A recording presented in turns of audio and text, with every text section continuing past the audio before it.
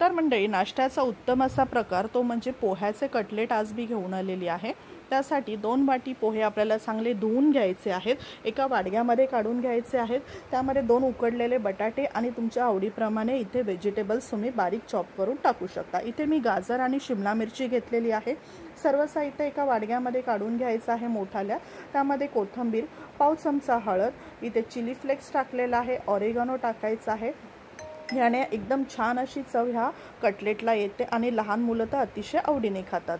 त्यामध्ये peri peri मसाला थोडा टाकून घेतलेला आहे, 1 चमचा बेसन पीठ टाकलेला आहे, 2 चमचे तांदळाचं पीठ टाकून घ्यायचं आहे आणि चवीप्रमाणे यामध्ये मीठ टाकायचं आहे। तांदळाच्या पिठाने हे कटलेट अतिशय कुरकुरीत असे हे तयार होतात आणि चवीलाही खूप छान लागतात। आता हे सर्व साहित्य छानपैकी आपल्याला मळून घ्यायचं आहे, एकजीव करायचं आहे।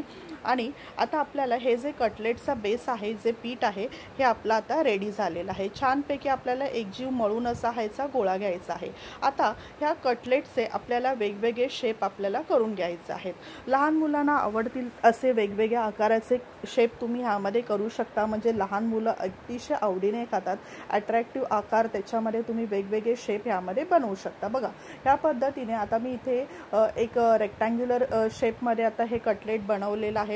वेगवेगळ्या शेपमध्ये तुम्ही असं हे कटलेट बनवाल, लहान मुलांच्या आवडीप्रमाणे शेप त्याला द्याल तर लहान मुलं तर अतिशय चवीला तर सुंदर लागतातच, पण शेप बघून तर अतिशय भरपूर असे कटलेट लहान मुलं हे नाश्त्याला खातात। बघा, इथे मी गोल एक बनवलेला आहे, त्याप्रमाणे आता वेगवेगळे शेप मी इथे बनवून तुम्हाला दाखवत आहे। असा गोल एखादा गोळा घ्यायचा, गोल करायचा आणि त्याला वेगवेगळे शेप द्यायचे। बघा, आता हा असा एक गोल केलेला आहे, त्याच्यामध्ये असं थोडंसं असं एक त्याला 2 इथे आता शेंडी दिलेली आहे। त्यानंतर अजून त्याच्यामध्ये वेगवेगळे असे टोकं काढून त्याला मी स्टार असा आकार दिलेला आहे। तर तुम्ही तुमच्या आवडीप्रमाणे हे शेप देऊ शकता, हे टोटली तुमच्यावरती डिपेंड आहे। बघा, असे वेगवेगळे शेप आता मी इथे बनवत चाललेली आहे। हे संपूर्ण जे पीठ आहे त्याचे पहिल्यांदा आपल्याला काय करायचं आहे, संपूर्ण पिठाचे शेप आधी बनवून, कटलेट आधी त्याचे बनवून घ्यायचे आहेत, नंतरच आपण त्याचे एकत्र फ्राय करायला घेणार आहोत। बघा, असा एक गोळा बनवायचा, खाली त्याचं एखादं टोक काढायचं आणि वरतून असं थोडंसं प्रेस करायचं, म्हणजे याचा हार्ट शेपमध्ये असा हा एक शेप त्याचा तयार होतो। तर अशा प्रकारे तुमच्या आवडीप्रमाणे तुम्ही वेगवेगळे शेप असे सर्व बनवून घ्यायचे आहेत।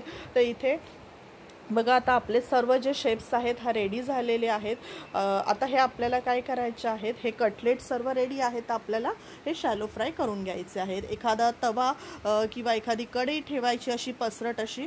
आता हे मी शॅलो फ्राय करून घेणार आहेत। त्यामध्ये थोडंसं तेल ओतायचं आहे।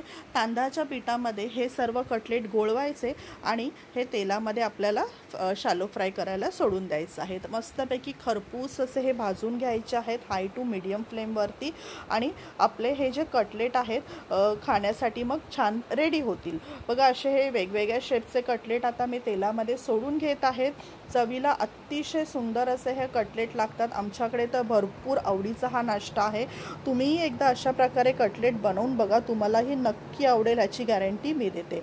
आता आलटून पलटून आपल्याला हे कुरकुरीत असे हे पोह्याचे कटलेट शॅलो फ्राय करून घ्यायचे आहेत आणि हे जे कटलेट आहेत ते आता आपले रेडी झालेले आहेत। बघा, आलटून पलटून छानपैकी मी हे फ्राय करून घेतलेले आहेत। एखाद्या टिश्यू पेपरवरती आपल्याला हे काढून घ्यायचं, म्हणजे एक्स्ट्राचं जे तेल असतं ते निघून हे ॲब्झॉर्ब करतं टिश्यू पेपर। आता टोमॅटो सॉस किंवा हे मी मेयोनीज आणि टोमॅटो सॉसचं एकत्र कॉम्बिनेशन केलेलं आहे आणि एकीकडे टोमॅटो सॉस आहे। वेगवेगळ्या सॉसेस तुमच्या आवडीप्रमाणे सॉसेस इथे घेऊ शकता आणि त्याच्यामध्ये डिप करून तुम्ही हे कटलेट एन्जॉय करू शकता। एकदा नक्की बनवून बघा आणि आपल्या चॅनलला सबस्क्राईब करायला विसरू नका। धन्यवाद।